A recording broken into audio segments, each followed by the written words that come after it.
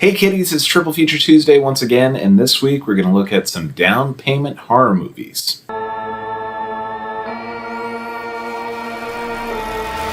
That's right, this week it's the opposite of last week.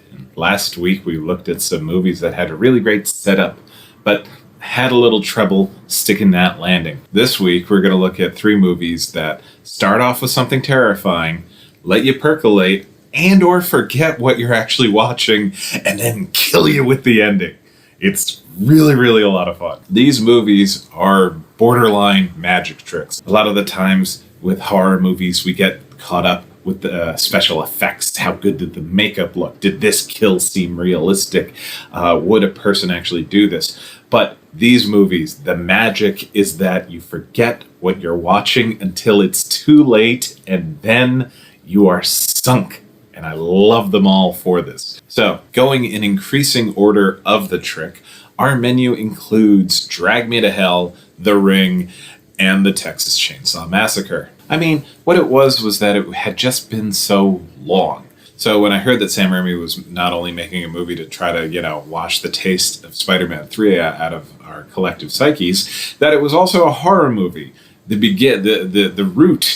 beginnings of Sam Raimi's directing career, I was tickled pink. The movie didn't have to be great. It was just, hey, Sam Raimi's going to make a goofy, schlocky horror movie.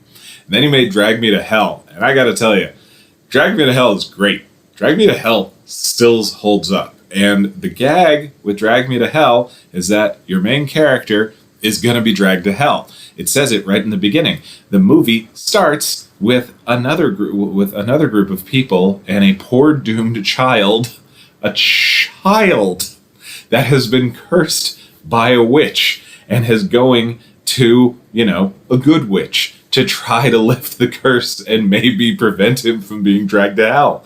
But everybody fails, and the beginning of the movie, you hear a terrified child scream, "Help me," at the top of his lungs as he's dragged into the pit. And then in big title cards, bam, Drag Me to Hell. And then for the next hour or so, you're treated to a gross version of the Three Stooges, because let's be real, all directors have their personal tastes and their minor obsessions. Sam Raimi is obsessed with the Three Stooges, to great effect. And so Alison Lohman, as Christine, is presented through most of the film as a cartoon character. She wants to get a promotion, lose her southern accent, and marry her cute psychology professor boyfriend, Justin Long. Look, it was a particular time and place, and we've all been through our Justin Long phase. Let's move on. But she makes the mistake of not extending the loan to Sylvia Ganesh, played by Lorna Raver, who is still alive to this day. It's so nice. It's like, don't get me wrong, it's not like she appeared ancient or anything, but when you first see a character actor on screen and they're of the older sort, you just never know what's going to happen, especially post-COVID, but she's still alive. So Sylvia Ganesh does not take this lightly. She feels slighted, so she curses Christine's button, or she takes a button from Christine's jacket and curses it with the Lamia. And this is a demon that will terrorize Christine for about 5 days before, again, you guessed it, dragging her to hell. And so what follows is 5 days in which this demon is driving Christine insane. And all of the antics are silly to the point of over-the-top shtick. Like, just the fight with Sylvia Ganesh and Christine in her car in the parking lot. It's amazing, but it's also ridiculous. The only thing that you can compare it to is the Jim Carrey film The Mask, in which it's a live-action cartoon that comes to life. And this continues throughout when she's being thrown around her bedroom, or when she's in the shed trying to find stuff to pawn, and the ghost of Sylvia Ganesh shows up and starts shoving things down her throat with seemingly no physical harm. That's the thing that distracts you. Christine never gets hurt throughout this thing. I think maybe she gets a bump on her head at some point, and I am surprised that it didn't, grow giant red pulsate and then have like a, a crisscross bandage put on it. It's silly. The whole movie is silly. The seance where they try to trap the Lamia in a literal sacrificial lamb, or goat in this case, and try to get Christine off the hook that way. Not only are we treated to a borderline Muppet of a demonic goat, but then the goat bites Good Witch, Sean Sonadina's assistant, and then it's in him, and then he starts floating in the air above fire and starts doing a little jig in midair, a la the possessed people in Evil Dead 2. Of course, I forgot, this is all after he pukes up the cat that Christine sacrificed to try to save her doomed life. It's silly. It's ridiculous. There's a running gag of Sylvia Ganesh, alive and dead, pulling Christine's hair out. It's silly. Even when you get to the point towards the end with Christine and Ramjas, played by Dileep Rao. Remember Dileep Rao? He was going to be a thing for a second. Well, I say thing. I mean, that guy. He was an up-and-coming that guy. He's in this movie. He's in Inception. He's in the original Avatar. And God help us, according to the Wikipedia, he's going to be in the sequels to Avatar. I was going to make a joke and say, if they come out, they're going to come out and they're going to be terrible, but it'll be fine. But yeah, he was going to be a that guy. And then he just sort of did not become a that guy. But either way, Ramjas and Christine figure out, he tells her that she can give the curse to somebody else. And so you get like 5 minutes of like serious pathos in terms of, well, who would you give this to? Do you know anybody that is worth eternal damnation? And of course, Christine can't do it. And she can't even give it to the guy, Stu, who's been quietly gaslighting her at work through the entire movie, because Christine is just that much of a nice person. But then she figures it out. She figures she can give the curse back to Sylvia Ganesh, even if Sylvia Ganesh is dead. You can give a gift to the dead. And so she does that, and everything is fine. And this is where the trick happens. And if you are a student of movies, the trick doesn't actually work, because there's a bit with the envelopes, and I mean, the minute there are two envelopes, they got mixed up. But Christine gives the curse back to Sylvia Ganesh, and Dawn, like Sam Raimi's so good with this, Dawn quietly breaks and shows that it's a new day, and we have a really great scene transition where she's in the rain, having like some of the dirt washing off of her from, digging up Sylvia Ganesh's grave and giving her the curse back. But then it transitions to her shower, a la Psycho. She is putting that behind her. She is starting afresh. She is cleaning her soul and preparing for her whole new life. And so she goes to the train station to meet up with Justin Long again. It was a thing back then. It's fine. And they're going to go on a trip, and he's going to propose, and everything's going to be great. Except, of course, the envelopes got mixed up, and she gave Sylvia Ganesh the Justin Long's stupid quarter, because, of course, Justin Long collects coins in this movie.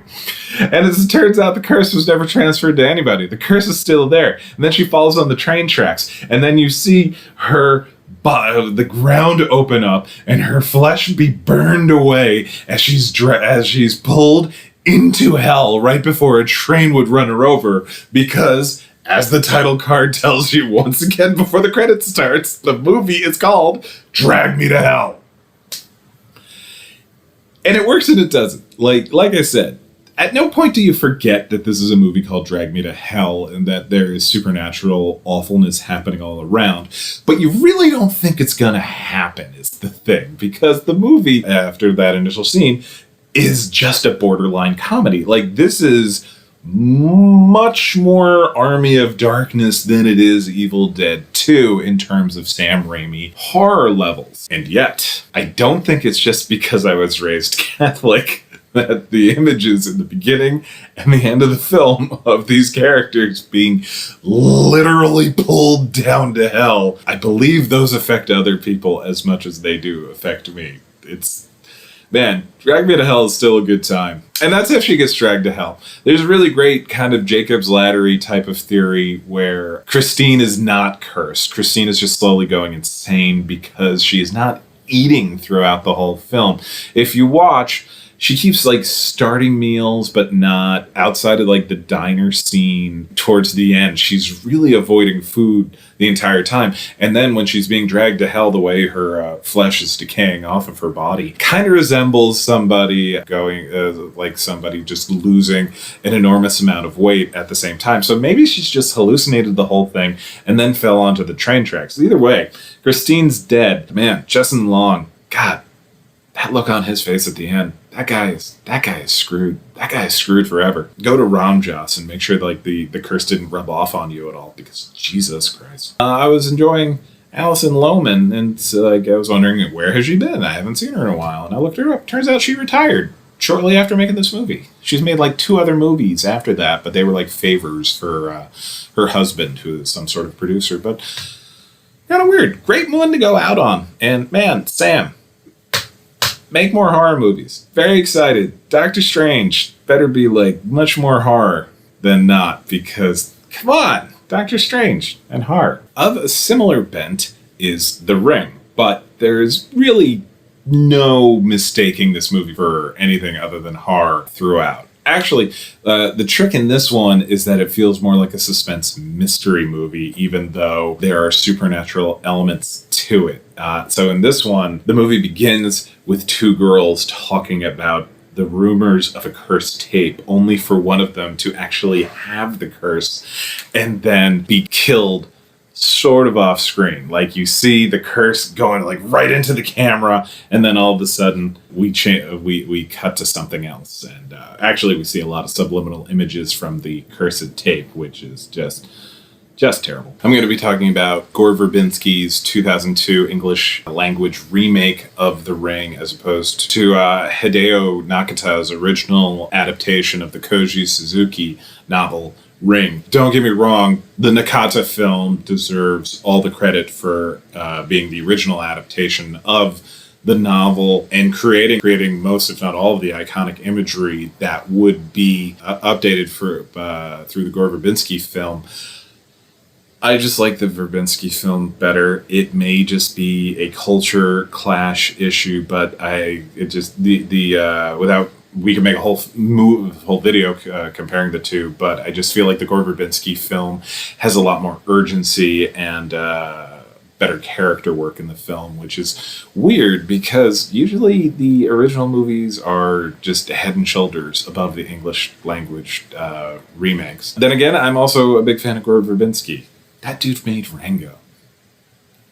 So, the girl that died is the niece of Naomi Watts, intrepid Seattle reporter who starts investigating what the hell killed her niece, and it turns out there is a cursed tape.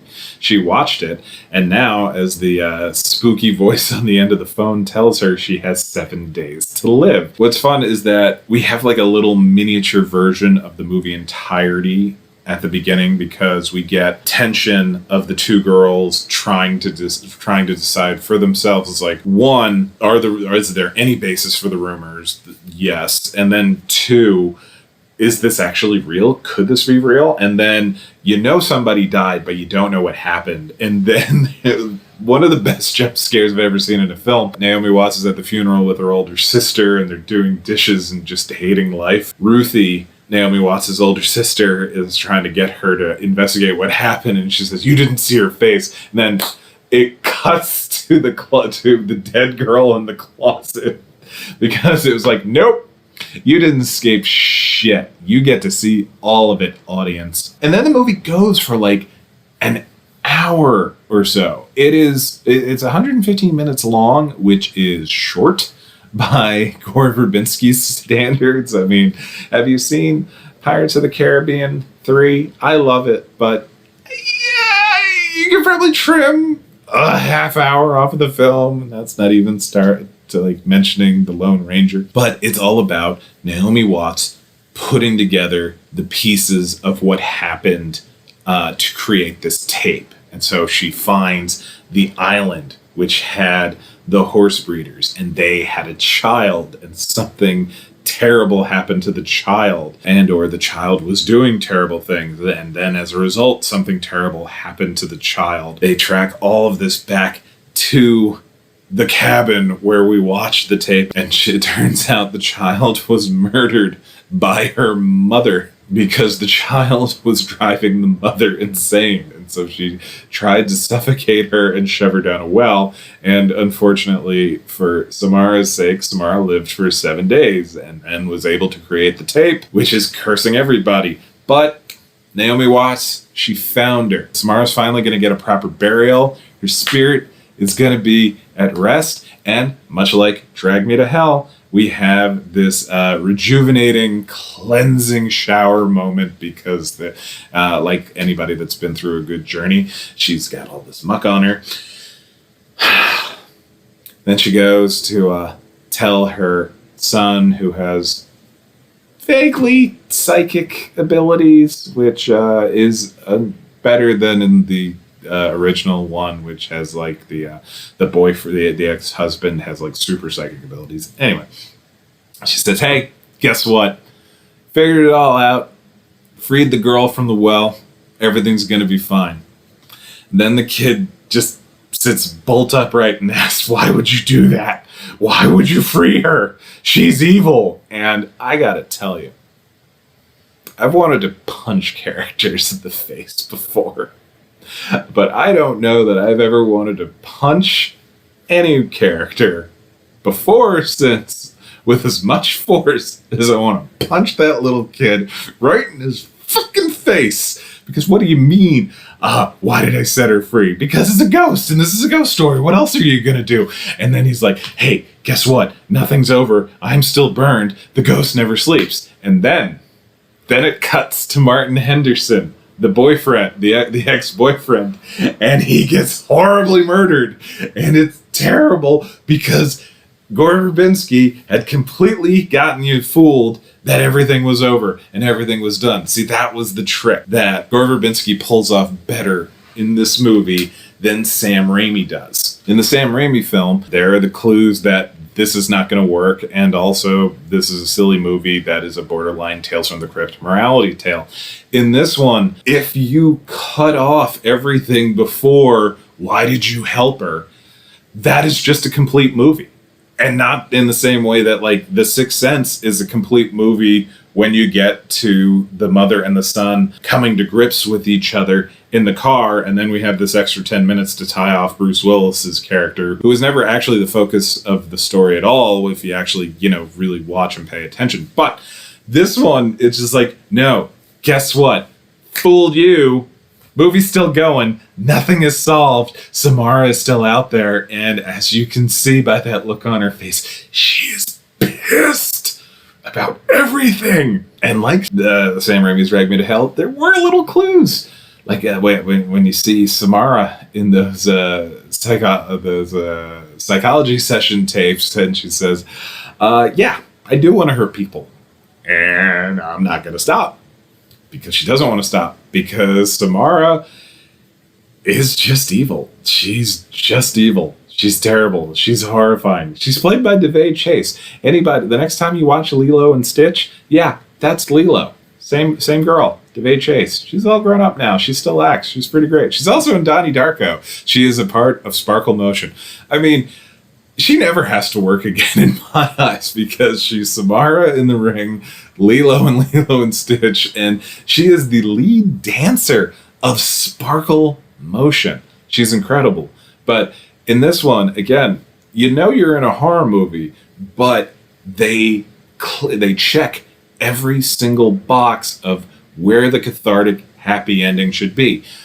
Don't misunderstand. Most horror movies will end terribly for everybody, but there's an equal number of horror movies where, you can get out of it. Like Poltergeist. They do get out of it. Ignore the sequels. There's no reason to watch those. They get out of the house. Every other slasher, the final girl does get away, until the sequel. This one has a sequel. This is fun. The Ring, the American Ring 2 was actually directed by the director of the original Ringu film, Hideo Nakata. It's not great. It's kind of nonsensical, and it definitely didn't scare me as much as, God damn it, that ring. Because that's the thing.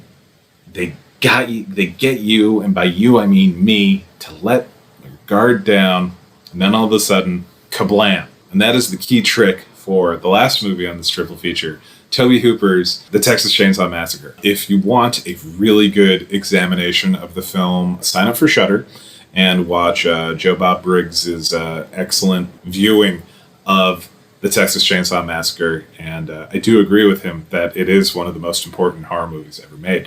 This is the first movie by Tobe Hooper, and the down payment for this film is a combination of the opening crawl with a voiceover by John Larroquette doing his quote-unquote Orson Welles impression. Tobe Hooper asked around, like some actor friends, like, who can do Orson Welles? And like any smart actor, John Larroquette said, yes, of course I can. No, but it's still John Larroquette's voice, and so he still sounds awesome. And the voiceover tells you something bad is going to happen to the kids in this film.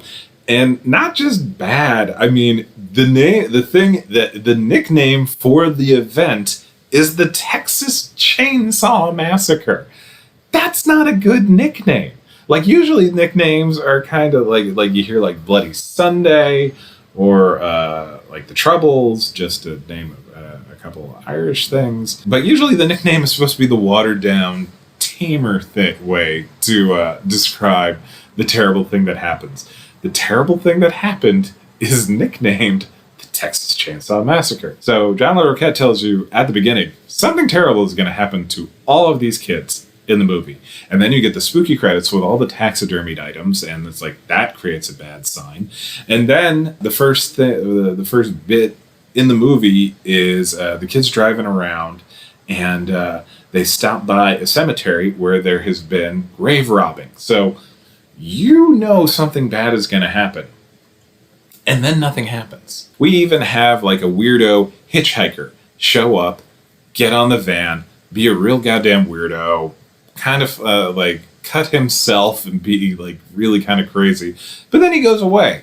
And the only person that seems really scared about this is Franklin, played by Paul Partain, who is the most obnoxious, annoying person in a wheelchair that you will ever meet.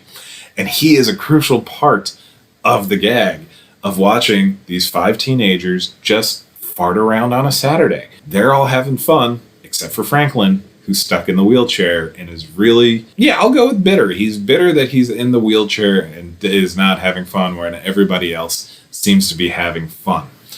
And so we watch a couple of the kids fart around in Sally and Franklin's old grandparents' house. You see a couple others the other pair try to find a watering hole because there's nothing to do.